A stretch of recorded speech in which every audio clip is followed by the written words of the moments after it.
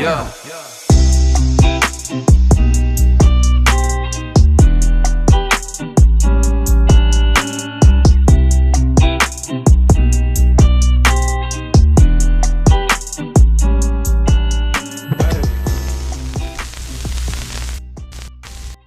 Welcome back to the channel, and today, or rather this week, is Cars Week. And when I mean by Cars Week, we will be working, well, me, not we, I will be working on my C7 Corvettes, doing headers and upgrading the cooling system, because these cars are, or Corvettes in general, are pretty notorious for overheating. So I have to put all of that in here, and it shouldn't take that long, but who knows, when you're working on cars, it never really goes as planned. But again, it should be pretty simple for the most part. I might just do the cooling system today and probably headers tomorrow. I don't know, depends on how I feel. Got Mishimoto Radiator, thermostat, some new Mishimoto cooling hoses. I don't really think they're going to improve the cooling system that much, the hoses that is, but I mostly bought them because of red and I like the color. The headers I already wrapped before this video, because wrapping headers isn't really that entertaining. And again, Cars Week most likely won't be entertaining, more so educational purposes. Nonetheless, if anybody has any questions about how to wrap headers, feel free to ask, and I'll show you some tips. It's pretty simple. Let's get to it. Might be asking why I'm doing a cooling system. Well, again, like I said, these cars are pretty notorious for having overheating problems. Most of the time when sitting in traffic on hot ass days, and again, I live in California, so most days are pretty hot. But I've been pretty fortunate for the most part with this car. It has some overheating issues, but I just had air trapped in the cooling system, and I'll show you how to get that out as the video continues. Pretty simple. But if you don't know, and your shit's overheating because you got air trapped in the system, it could be a nightmare if you don't know how to get it out or what's causing overheating issues. It's pretty simple, but it could be a big deal. Could fuck up your pistons if you let it overheat for too long. Funny, but not funny.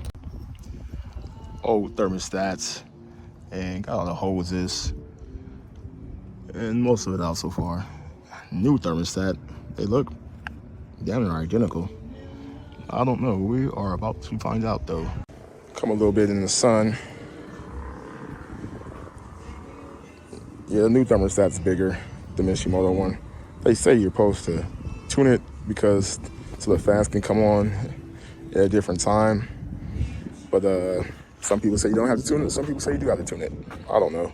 I'm going to try it. I got to tune the car anyway, but I'll probably drive the car without it being tuned for a few weeks, or a few days rather.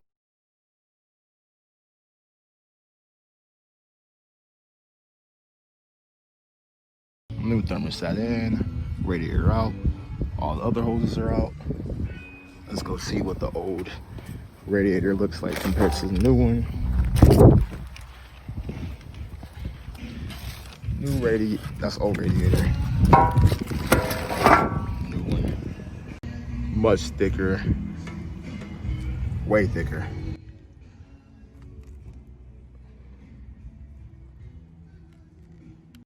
Radiator's back in. Took some bumps and bruises along the way, but it's in there. It wasn't as easy or straight in as it should have been, but I got it in. Next up, silicone hoses, and put some fluid back in, and we're good to go.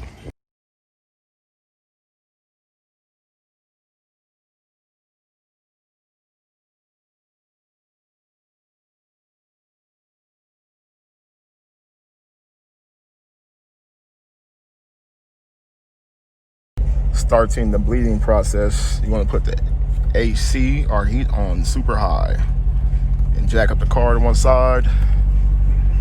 Let that run, and the bubbles should start to flow out the reservoir cap. I'll see if I can catch it on camera. So look, car jacked up on the side, so let the air come out one way. And I still gotta add more antifreeze to it, but I see the bubbles already. It is starting to bubble up already. Now it's getting all the air off the system, but it's gonna bubble up some more as I put more antifreeze and water in it. Distilled water, that is.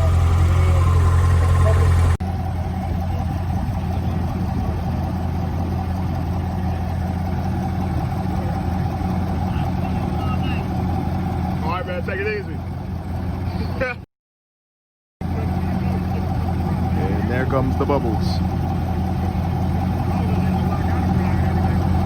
Usually the first time when I had a whole bunch of air in my system and the car was overheating really bad, it bubbled up a whole bunch. Right now, I guess it's not that much air in the system, but it is purging itself. Get all the air out the system, out the cooling system. You don't need to buy the products, that little funnel. I mean, I guess that works too, but jacking the car up on the side. Allow the air to come out sideways. Works just as good with the heat on high in the car. Everything is back together and working properly. Now let's head to do the headers. Filing forever. I finally got the heat shit out. Getting my butt kicked so far, but the header is unbolted. Now let's try to attempt to get it out the car. This is looking like it's going to be a 2-day project because I'm getting tired. Finally got it out. And this was supposed to be the easy side. Only took about 3.5 hours to get it out. About that.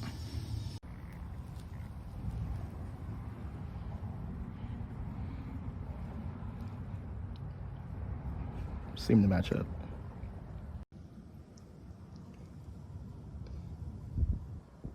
Took about 3 hours to get the stock header out and about 5 minutes to get the aftermarket one in. Go figure. Wish it had been that quick to get it out. Would have saved a whole bunch of time and effort. The less difficult side, in my opinion, is back together 100%. Now it's time for me to tackle the side where I have to remove 1,000 things to get to the header bolts.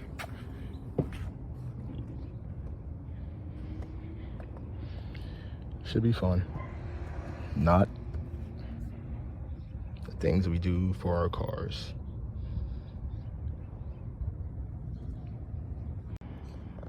Things are actually going pretty smooth so far, surprisingly. Don't want to jinx myself. But I finally moved this box out the way because I got tired of getting my hands smashed. But I got 3 out prior, 3.5 out prior to moving the box. And I think I could have got it done without me moving that. But again, I just got tired of my hand getting smashed. So, making progress. And over there, I said it was 100% done. I put everything back together, but I forgot to put the dipstick in. It's always something. Just know, kids, it's never as easy as it's supposed to be. But patience is the name of the game. Because at times, this shit isn't fun. The results are fun most of the time. But putting in the work to get there isn't fun. Isn't fun at all. So we are getting close to wrapping this project up. I got the other header in on the passenger side. So now it was just buttoning everything back up, reassembling time. It was kind of hard to get the stock exhaust manifold off. The other side came out without me having to disassemble the whole thing. See, that one I just had to just leave on. This one I actually had to take apart. So just keep that in mind. On the passenger side, you're probably gonna have to take these two apart to come out. On the driver's side, I didn't have to take it apart. I thought I was going to. I loosened the bolts and I couldn't get one bolt off, which was that one right there. I couldn't get that bolt off, but it turns out I didn't need to on that one. And I'm just doing this in my backyard. I mean, it's not that difficult. You don't really need a lift. I just got my car jacked up on 4 points. And it's kind of straightforward. I mean, if you can take this stuff apart, you should be able to put it back together. It's just pretty much the gist of it right there. So I will probably hit you guys back when I got everything bolted back together, unless I run into some more issues, but I don't think so. Once I got to that point, it's pretty much a done data.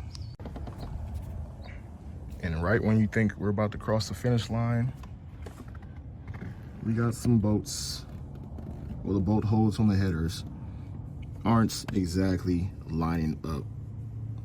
It's like they're missing. I got 2 of them in, and these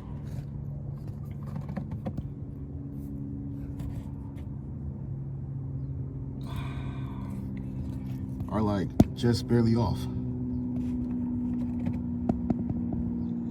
On the camera, it probably looks like it's right, but it is not. You could probably see a better one. So I might have to take it out. Huh.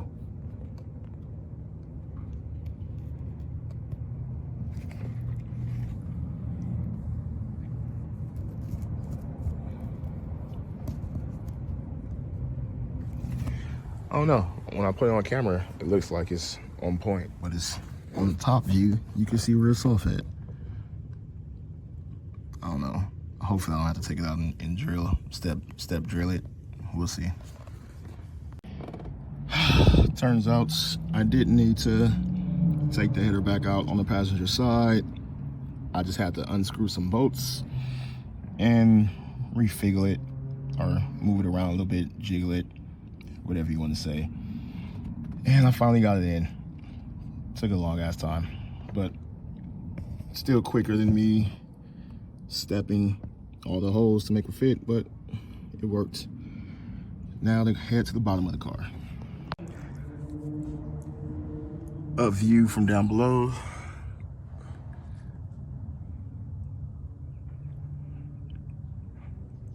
The header wraps came out really nice.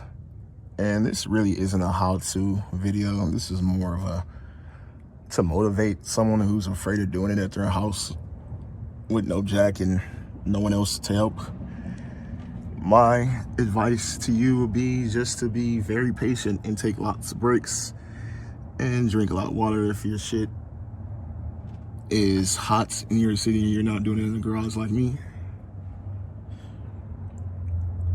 And that's why I prefer to be underneath the car. It's way cooler.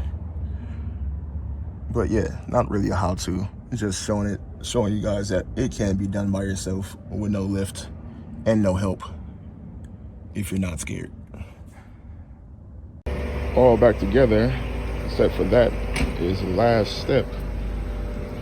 And the covers.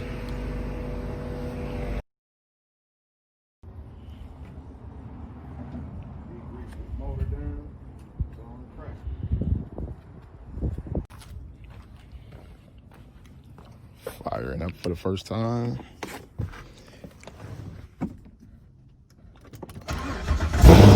Oh shit.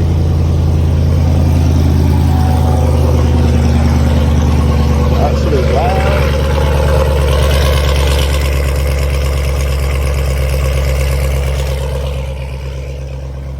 Way more aggressive.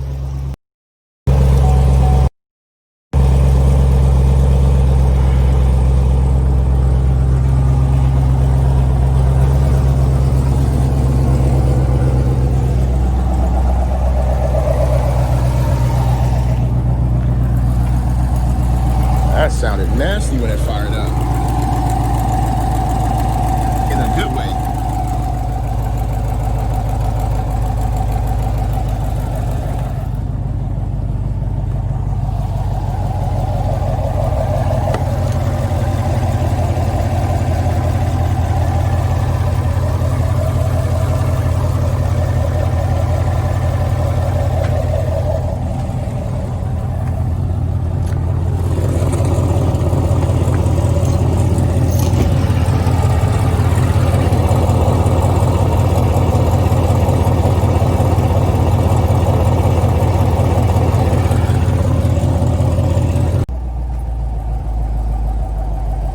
Smoke coming from the headers. That's normal with the wrap breaking in, but it sounds very crispy, real throttly.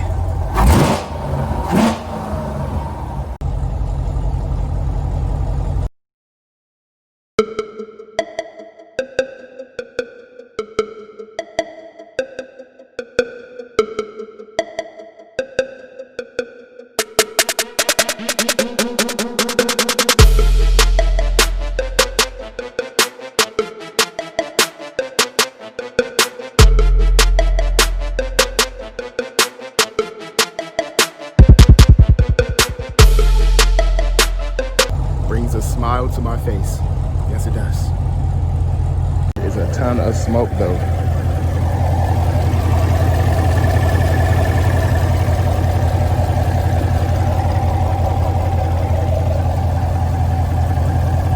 If I didn't know any better, I would be panicking right now.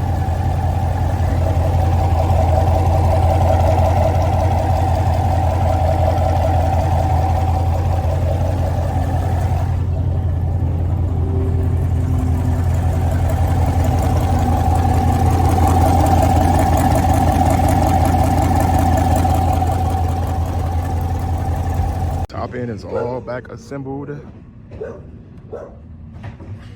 Now just to put the bottom shield on and go for a test drive after I wash it, of course. My baby's dirty. And that's it, man. Well, that's pretty much it. If you got any questions, you can hit the inbox. I mean, not the inbox, the comment box, the comments areas, and I might be able to help you out if you got any questions, but I don't see how you should, because there's more than one video on the headers and probably on the radiator installation, Mishimoto Radiator installations, and it's pretty straightforward. I'm not gonna video me recording all these bolts back because I just don't need to do that. But I would say ETA for installing the radiator and hoses, probably about 2.5 hours, 3 max. Headers, probably 6 to 8 hours if you're by yourself. Yeah, wrapping the headers was pretty simple. It's not hard. Alright, man, I hope you enjoyed the video. On to the next one. The next one will probably show me swapping out the transmission in my Kia Optima. Again, just for people who might need some help with that stuff and has that car and is experiencing those symptoms that I had. But yeah, solid work, love the way it sounds, and I'll go for a test drive later. Deuces.